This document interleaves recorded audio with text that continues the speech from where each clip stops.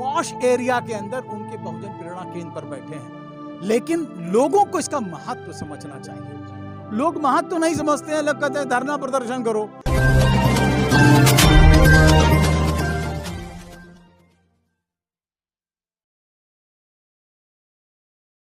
दिल्ली का बहुजन प्रेरणा केंद्र आज हर किसी के आकर्षण का केंद्र बना हुआ है और इसी कड़ी में मेरे साथ में छोटे छोटे बच्चे भी हैं, उनसे भी जानना चाहेंगे। बेटा, आपका नाम क्या है? जी, मेरा नाम आयुष है। आयुष, कहाँ से आए हैं? जी, हम दिल्ली मोती बाग से ही आए हैं। किस लिए आए हो? हम यहाँ पे काशीराम जी के बारे में जानने के लिए आए हैं तथा उनके मेरा वो भी था कि मेरे दादाजी ने कहा कि चलिए आइए, फिर आपको घुमा के लाएंगे वहाँ पर। तो अभी पहली बार आए हैं हम यहाँ पे, तो थोड़ा सा नया लग रहा है यहाँ पे।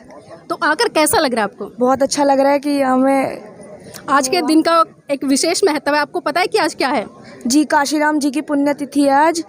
9 अक्टूबर 2006 को उनकी देहांत हो गया था, तो आज उसी की वो है। जी, आपने साहब मान्यवर काशीराम जी के बारे में कुछ पढ़ा है या सुना है परिवार से? अभी मैंने परिवार से तो ज़्यादा कुछ नहीं, बस इतना सुना है कि उन्होंने बहुजन समाज को तैयार किया है और वो अपने परिवार को छोड़ के भी उन्होंने करा है। ज़्यादा नहीं पता। जी, कौन सी क्लास में पढ़ते हैं? जी, मैं 6ठी में पढ़ता हूँ, 6। देखिए, 6 क्लास में पढ़ते हैं, लेकिन फिर भी इतनी जानकारी है कि जो बहुजन समाज के महानायक रहे हैं साहब कांसीराम जी, उनका क्या संघर्ष रहा और किस तरह से उन्होंने बहुजन समाज को तैयार किया है। तो ये एक निशानी है आज जागरूकता की, किस तरह से बहुजन समाज में छोटे छोटे बच्चे निकल कर आ रहे हैं और किस तरह से अपने महान पुरुषों की विचारधारा को जानने का काम कर रहे हैं। जानने का नहीं बल्कि उसको अपनाने का भी काम कर रहे हैं। इसी कड़ी में मेरे साथ में प्रोफेसर विवेक जी भी हैं, उनसे भी जानना चाहूँगी। सर, आज के इस दिन पर क्या संदेश देना चाहेंगे, खासकर बहुजन समाज के लोगों को? आज बहुजन आंदोलन का एक बहुत बड़ा स्मृति दिवस है और ये स्मृति दिवस इसलिए है कि हम मान्यवर को कृतज्ञता प्रकट कर रहे हैं कि काशी तेरी नेक कमाई, तूने सोती कौम जगाई। तो आज ये जगी हुई कौम है। आज 9 तारीख को कौन जानता था कि हमें यहाँ बैठना पड़ेगा। हमें वो दिन भी याद है जब हम लोग 2006 में मान्यवर के पार्थिव शरीर के पीछे पीछे पैदल चल करके वहाँ तक पहुँचे और बहन जी ने बाकायदा बौद्ध रीति से उनका परिणय दिवस जो था, परिनिर्वाण दिवस, उसकी रीति करी और बाकायदा उस समय कितने लोग थे। अगर वो एक दिन जिसे कहना चाहिए याद करते हैं तो रोंगटे खड़े हो जाते हैं। तो इसलिए मुझे लगता है कि आज एक बहुत बड़ा दिन है जिसको हमें जितने भी बहुजन आंदोलन के, बहुजन राजनीति के मानने वाले हैं उनको कृतज्ञता प्रकट करनी चाहिए कि मान्यवर ने वो दिन दिखाया कि आज हम इस पॉश एरिया के अंदर उनके बहुजन प्रेरणा केंद्र पर बैठे हैं, लेकिन लोगों को इसका महत्व समझना चाहिए।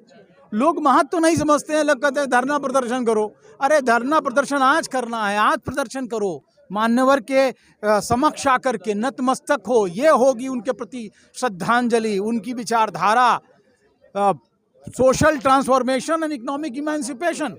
वोट से लेंगे पीएम सीएम, आरक्षण से लेंगे एसपीटीएम। वोट हमारा, राष्ट्र तुम्हारा, नहीं चलेगा, नहीं चलेगा। जिसकी जितनी संख्या भारी उसकी उतनी भागीदारी। बाबा तेरा मिशन अधूरा, बहुजन समाज करेगा पूरा। ये जो नारे उन्होंने दिए, खड़ा कर दिया लोगों को, वो हवाई नहीं थे। जब 3 जून 95 की सरकार बनी तो वहाँ परिवर्तन चौक बना करके मान्यवर ने कहा देखो मैंने इस नारे को आज साकार रूप दे दिया है, ये परिवर्तन शुरू यहाँ से। और फिर जा करके मान्यवर ने अंबेडकर ग्राम योजना के तहत सामाजिक परिवर्तन शुरू किया और उन्होंने कहा सामाजिक परिवर्तन केवल ऐसे ही नहीं होगा।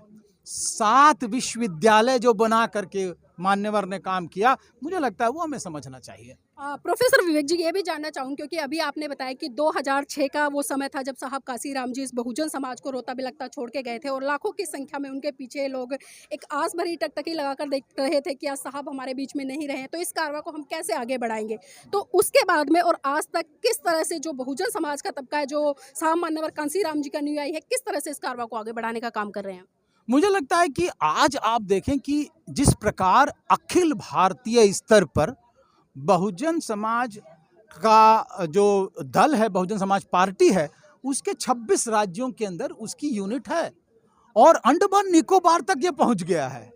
यहाँ तक कि आप ये देखिए कि आज का मान्यवर का जो परिनिर्वाण दिवस है वो अखिल भारतीय स्तर पर बना रहा है, जबकि बहन जी अकेले उत्तर प्रदेश में लखनऊ में बना रही हैं। तो ये हो सकता था कि केवल लखनऊ तक ही बनता था, लेकिन आज इसका अपने आप अखिल भारतीय स्वरूप हो गया है और बाकायदा ये दिशा निर्देश दिया गया है, जैसा कि मुझे लोगों ने बताया कि हर राज्य के जो कोऑर्डिनेटर्स हैं वो अपनी जगह बनाएंगे और बहन जी खुद उसकी अगुवाई वहाँ कर रही। तो इसका मतलब कहीं ना कहीं ये आंदोलन बढ़ा है और बढ़ने के साथ साथ आप देखिए कर्नाटका में हमारा अगर हम एनालिसिस करें तो वहाँ पर भी एक एमएलए हो गया। अगर कितनी देर लगेगी, 10 एमपी हैं और बहुजन समाज पार्टी को कितनी देर लगेगी कि वो हमें सत्ता में केंद्र में मिल जाए। एक एमपी जिसका वो सत्ता में बैठा हुआ है, मिनिस्टर बना हुआ है और 10 एमपी वाले, इसका मतलब कहीं ना कहीं बहुजन समाज पार्टी को जो शीर्ष नेतृत्व हैं बहन जी उसको आंदोलन के रूप में आज भी आगे बढ़ा रही हैं। केवल सत्ता करके और सत्ता ले लेना, केवल राजनीति करके सत्ता ले लेना, ये उनका ध्येय नहीं लगता मुझे, ये मेरा रिसर्च कहता है। जी, अक्सर हम बात करें बहुजन समाज पार्टी की तो वो एक तरह से राजनीतिक आंदोलन ना होकर सामाजिक आंदोलन पे आधारित रही है और जिस तरह से साहब कांसीराम जी ने काम किया या बहन जी ने काम किया या उनके बाद में जितने भी पदाधिकारी आज वो लगे हुए हैं, तो आपसे भी जानना चाहूँगी कि खासकर 2022 को देखते हुए किस तरह की गतिविधियाँ आप लोग धरातल पर कर रहे हैं। देखिएगा, मान्यवर साहब को आपके माध्यम से भी पुष्पांजलि अर्पित करता हूँ उनके 15वें महापरिनिर्वाण दिवस पर। और वो नारा आज बिल्कुल सटीक है जो हम पहले भी लगाते थे 2006 में उनके जाने के बाद, और उनके सामने भी कि कांशीराम तुम्हारी नेक कमाई तुमने सोती कौम जगाई। और बहुजन समाज पार्टी का वो जो संदेश है, स्लोगन ही संदेश है। हम कहते हैं, मैंने अभी इंडिया न्यूज़ पर बोला है कि बीएसपी का ये पैगाम, स्वच्छ प्रशासन उम्दा काम और देशोन्नति का सही इलाज केवल बीएसपी के पास। तो जब हम जनता तक ये चीज़ ले जाएंगे तो 2022 में, और अब तो सारा जमाना कहने लगा है, माने बहन जी को दिल्ली छोड़ो, यूपी छोड़ो, और मैं तो यहाँ तक कहता हूँ कि इंडिया की भी एक तरफ रख दो, विश्व स्तर पर मेरी माननीय बहन जी को आयरन लेडी बोलते हैं ना, अपने फैसले लेने में स्ट्रिक्ट। और हम जैसे जो साधारण कार्यकर्ता हैं, सघन कार्यकर्ता हैं, हम भी समाज में वही बात ले जा रहे हैं कि बीजेपी ने जितने वायदे इरादे किए थे टोटल 100% फेल। स्वास्थ्य, शिक्षा, सुरक्षा के विषय में कुछ नहीं किया है। हाँ, एक चीज़ की है कि झूठ बोलने में पारंगत हैं। और यहाँ तक आज हम उन चीज़ों को ले जा रहे हैं समाज में। मीटिंगें होती हैं, उनमें हम लोग बोलते हैं, अपनी बात रखते हैं। माननीय बहन जी बड़े स्तर पर बात कर रही हैं कि बीजेपी वालों ने केवल मात्र मंदिर मस्जिद, ऊंच नीच का जाति का जहर और हिंदू मुसलमान, और जब जब चुनाव आते हैं बॉर्डर पर एक डर दिखा करके, और जो आप जैसे बढ़िया मीडिया के लोग हैं उन लोगों को भी डर दिखा करके, इवन देन अभी क्या गलती थी उसकी लखीमपुर खीरी पर, वो तो केवल आप लोगों की बात ही तो उधर पहुंचाना चाह रहे थे, उनको मर्डर कर दिया। तो आज हम उन बातों को पूरे देश की जनता तक ले जा रहे हैं। भले ही चुनाव उत्तर प्रदेश, पंजाब और हिमाचल और उत्तराखंड इस तरह से है 5 राज्यों पर, लेकिन हम पूरे देश में उसी बात को ले जा रहे हैं कि जब बीजेपी वाले लोग महंगाई से हमको परेशान कर दिया, सुरक्षा के मामले में कोई काम नहीं किया, माँ बहन बेटियों की इज्जत की खातिर उन्होंने एक काम नहीं किया, उनकी इज्जत को तार तार करने का अपराध किया है।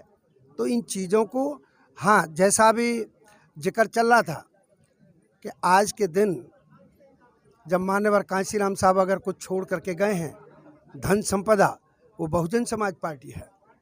तो उस चीज़ को मान करके और बाबा साहब का एक कहना मान करके, और मैं तो ऐसे मौके पर ये भी कह देता हूँ कि कोई बापू रहा होगा इस देश में, अब बापू बड़ा के बाबा बड़ा, मेरे विचार से बाबा बड़ा।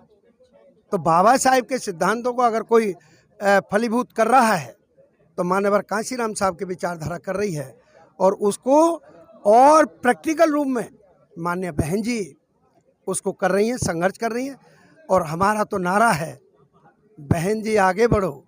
मैं तो आपके चेहरे में भी माननीय बहन जी का चेहरा देख रहा हूँ, मेरा तो आपके लिए भी है कि बहन जी संघर्ष करो, हम आपके साथ हैं। हमने पूरा नौकरी का भी टाइम आज भी कर रहे हैं, और जब तक सांस में सांस रहेगी बसपा के सिद्धांतों का प्रचार प्रसार करेंगे। जी, बहुत बहुत धन्यवाद। तो जैसा कि मान्यवर जी ने बताया कि कोई भी व्यक्ति होता है उसकी सबसे बड़ी दौलत होती है उसकी विचारधारा। अगर उसकी विचारधारा अच्छी है और वो लोगों के जन कल्याण के लिए और देश के कल्याण के लिए और अच्छी भावना के लिए है, तो उससे बड़ी दौलत और संपत्ति कोई नहीं हो सकती। और इसी संपत्ति को हमारे साहब मान्यवर काशीराम जी इस बहुजन समाज को देकर गए। आज दायित्व बनता है और संकल्प ले लेना चाहिए आज के इस दिन पर, जो कि आज साहब मान्यवर काशीराम जी का परिनिर्वाण दिवस है। लोगों को संकल्प लेना चाहिए कि हमें न केवल उत्तर प्रदेश में अपनी सरकार बनानी है, बल्कि दिल्ली के जो चुनाव है 2022 के एमसीडी में, उसमें भी अपनी चुनाव सरकार बनानी है। मेरे आज श्री माननीय श्री काशीराम जी के परिनिर्वाण दिवस है। अच्छा, आप यहाँ पर आए, किसके साथ आए बेटा? पापा के साथ आए। तो आप साहब मान्यवर काशीराम जी के बारे में क्या जानते हैं? ये एक महान व्यक्ति थे। चलिए, ये भी बहुत बड़ी बात है कि बच्चों को इतना तो पता है कि एक महान व्यक्ति थे। इसी कड़ी में एक बिटिया और है, उनसे भी जानना चाहेंगे। बेटा, आपका नाम क्या है? मेरा नाम रिया है। रिया, कहाँ से आए हो? मैं नांगलोई से आई हूँ। रिया, आज का जो एक विशेष महत्वपूर्ण दिन है उसके बारे में कुछ जानते हैं आप? क्या है आज? आज साहब काशीराम जी की मृत्यु हुई थी आज के ही दिन, तो आज उनका परिनिर्वाण दिवस है। तो किसके साथ आए आप यहाँ पर? मैं अपने पापा के साथ आई हूँ। साहब मान्यवर काशीराम जी के बारे में आपने कुछ सुना हो, कुछ पढ़ा हो, हमारे श्रोता को बताएं। मैं इतना ही जानती हूँ, मैं कम जानती हूँ, लेकिन मैं इतना ही जानती हूँ कि उनकी वजह से ही आज बीएसपी चल रही है। तो उनका बहुत बड़ा योगदान है हमारे समाज को आगे लाने में, पॉलिटिक्स में। जी, तो इसी कड़ी में कुछ युवा बच्चे भी हैं मेरे साथ में। बेटा, नाम क्या आपका? मेरा नाम मंथन है। मंथन, आज किसके साथ आए हो यहाँ पर? आज मैं अपने पापा के साथ आया हूँ। मैं जानना चाहूँगी कि जो साहब काशीराम जी हैं उनके बारे में क्या क्या जानते हो आप? आज जैसा कि जानते हैं कि हम यहाँ पर इसलिए एकत्रित हुए हैं कि आज माननीय काशीराम साहब जी का परिनिर्वाण दिवस है। मैं इतना जानता हूँ कि वो मायावती जी के राजनीतिक गुरु थे और उन्होंने ही बहुजन समाज पार्टी को बनाया। जी, चलिए, बच्चों को कम से कम इतना पता है कि जो बहन जी हैं, जिनकी जो उत्तर प्रदेश की 4 बार मुख्यमंत्री बनी, वो साहब मान्यवर काशीराम जी की देन है। तो इसी कड़ी में मेरे साथ में और भी छोटे छोटे प्यारे प्यारे बच्चे। बेटा, नाम क्या आपका? पारितोष। पारितोष, कहाँ से आए हैं? शिवराम पार्क से। शिवराम पार्क से हैं। बेटा, आज यहाँ पर आए हैं, तो यहाँ पर आकर कैसा लग रहा है? अच्छा लग रहा है। क्या क्या चीज़ें देखने को मिली? अच्छी हाँ, अच्छी चीज़ें देखने को मिली।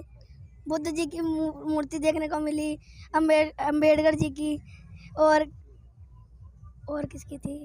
और बहन जी की। आज पता है आपको आज क्या दिन है? आज कांशीराम जी की पुण्यतिथि है। आप बेटा और कुछ जानते हो साहब के बारे में? नहीं। चलिए, ठीक है, छोटे बच्चे हैं, जितना पेरेंट्स ने बताया है या जितना मिशन मूवमेंट में जाकर, कार्यक्रमों में जाकर इनको जानकारी मिलती है, उतना पता है। इसी कड़ी में एक बच्चा और है। बेटा, नाम क्या है? ऋषि। ऋषि, कहाँ से आए हो? इमाम पार्क। बेटा, आज यहाँ पर बहुत सारे लोग इकट्ठे हुए हैं, आप भी आए हैं, तो आपको पता है यहाँ पर क्यों आए आप लोग? आज काशीराम जी की पुण्यतिथि इसलिए आए हैं। चलिए, ठीक है, छोटे बच्चे हैं, काफ़ी हेजिटेशन होती है कैमरा फेस करते हुए। मेरा चैनल, आपका चैनल, समाज का चैनल, देश का चैनल NV News 24/7 को आप लाइक करें, सब्सक्राइब करें और ज़्यादा से ज़्यादा इसकी वीडियो को शेयर करें, ताकि हर खबर को मैं आप तक आसानी से पहुंचा सकूं।